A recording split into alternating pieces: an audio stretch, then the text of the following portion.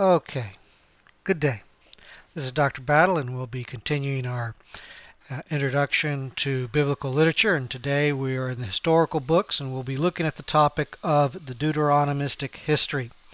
Now, the Deuteronomistic history is a understanding of Scripture similar to that of the documentary hypothesis put forth by Wellhausen, and they share a lot of things in common. But the Deuteronomistic history comes from a man by the name of Martin Note, and he used tradition criticism to come up with his particular configuration. Now Martin Note is a different type of critic from that of Wellhausen. He looked more into the traditions, and he focused more into the Mosaic traditions that are found within the early part of Scripture, and came up with a different arrangement of the Bible, or how the history of composition of the Pentateuch and the historical books than that of Wellhausen. He came up with what's called a Tetrarch, meaning that it's 4 books in place of 6 as Wellhausen. Now you remember the Pentateuch is 5 books: Genesis, Exodus, Leviticus, Numbers, and Deuteronomy. The Hexateuch of Wellhausen is Genesis, Exodus, Leviticus, Numbers, Deuteronomy, and Joshua.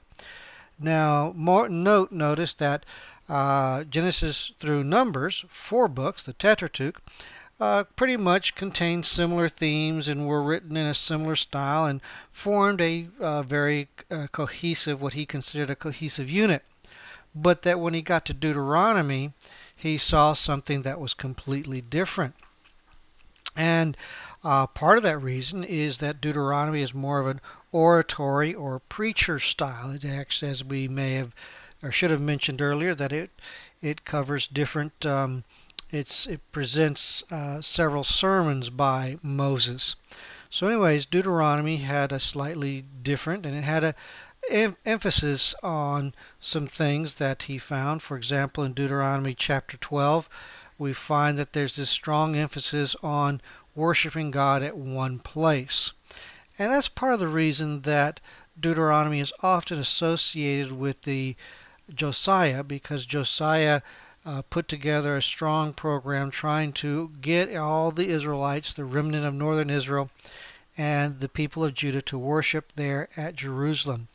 And he went about, destroyed all the other high places and places of worship that were found in his time, and was probably more successful at it than his predecessors. So we find that Deuteronomy had this emphasis in worshiping in one place. Beyond that, in the end of Deuteronomy, we have in chapter 28 what are called the covenant blessings and covenant curses. Now, these you may have remembered me mentioning about the treaty format of the Old Testament, or specifically of the Pentateuch. Well, Deuteronomy clearly follows a certain treaty pattern. And in fact, one of the elements of that treaty pattern is found in chapter 28, where you have the blessings and curses. And the treaty would basically lay out toward the end the blessings that you would receive if you followed the treaty, and the curses and the punishment that would be incurred if you disobeyed that treaty. And so that's what we see in Deuteronomy 28. And when you look at these various treaties, you find a whole host of various different statements in here. Now, we'll be looking specifically at the curses, which begin in Deuteronomy chapter 28, verse 15. And you can look at the blessings, because that will be Deuteronomy 28, 1 through 14. But in verse 15 of the 28th chapter, it reads, "But if you will not obey the voice of the Lord your God, or be careful to do all his commandments and his statutes that I command you today, then all these things shall come upon you and overtake you." Excuse me, I misread the last line. It says, "Then all of these curses shall come upon you and overtake you." And we go through and we look at the various curses, and there's different things. Of course, the standard stuff that we expect, pestilence and family difficulties. One of the interesting ones is that that they will become they won't be people who loan money. They will be people who borrow money, and their strength will be gone from them, and God's blessing will be taken from them. And it works through a whole bunch of different things that will occur to the Israelites. And then in verse 36 you have the statement, "The Lord will bring you and your king, whom you set over you, to a nation that neither you nor your forefathers have known, and there you shall serve other gods of wood and stone, and you shall become a horror, a proverb, and a byword among all the peoples where the Lord will lead you away." And that's verses 36 and 37 of Deuteronomy 28. Well, we see these curses that basically God is promising that if you don't follow him, he will, or that if the Israelites do not follow him, he will destroy them. He will make them to become borrowers and not lenders. He will make them become basically lose everything that they have. Now, what Martin noted is that this material and this perspective is worked out through some of the historical books, specifically Joshua, Judges, Samuel, and Kings. Now, you may recall that Samuel and Kings are actually one work. You know, in our Bibles, that'd be four works: 1 Samuel, 2 Samuel, 1 Kings, 2 Kings. But in reality, Samuel, Kings are one work, and it's volume 1, 2, 3, and 4. And what noticed is that these curses are worked out through those books. In fact, Kings ends with the nation being sent off into exile, just as promised here in Deuteronomy chapter 8, verse 36 and following.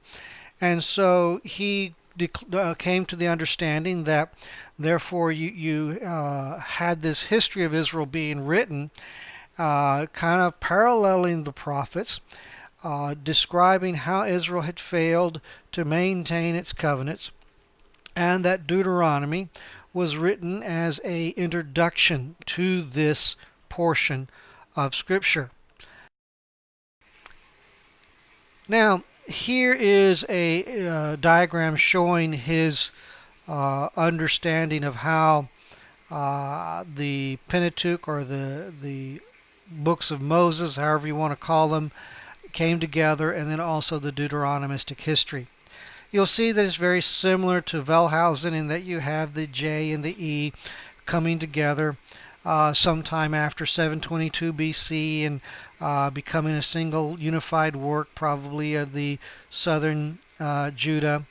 And then you see also later on, though, this Deuteronomistic history being written, because there's a sense that Samuel, Kings, Joshua, Judges, Samuel and Kings were kind of written over different periods of time. For example, Judges seems to have been written before there was a king, because it ends with this declaration: in those days there was no king in the land, and everybody did what was right in their own eyes. And so you get a sense that this is during the early, Judges would have been written during the early monarchy or something like that, or sometime before kingship was established. But then it goes on, and you have the history of the kings being developed going from there, and how they failed to follow God, and then ultimately the judgment where they are removed. And so what Note saw was that these traditions coalesced into the Deuteronomist history, and then also sometime in the Josiah's, he follows pretty much the standard understanding there. You have the Deuteronomistic Code that we talked about in the legal section, was the core of this material that was found during the reign of Josiah, and that became the Book of Deuteronomy, which sometime during the exile was prefixed to the Deuteronomistic history and others placed before it, and then the Hexateuch was placed before that, and Deuteronomy becomes kind of a bridge between the Hexateuch, which has primarily the Yahweh source and the Elohim source and the priestly source, and Deuteronomy becomes a bridge between that and the Deuteronomistic history there during the exile, according to Notes reconstruction. So what we have here is, in summary, is another way of dealing with the origins of the um, early books of the Old Testament. We have Moses' writing. You have the traditional one, which attributes Moses and Joshua, maybe a few others, writing the Pentateuch, and that Deuteronomy is different because it's a second giving and it's mostly Moses' sermons.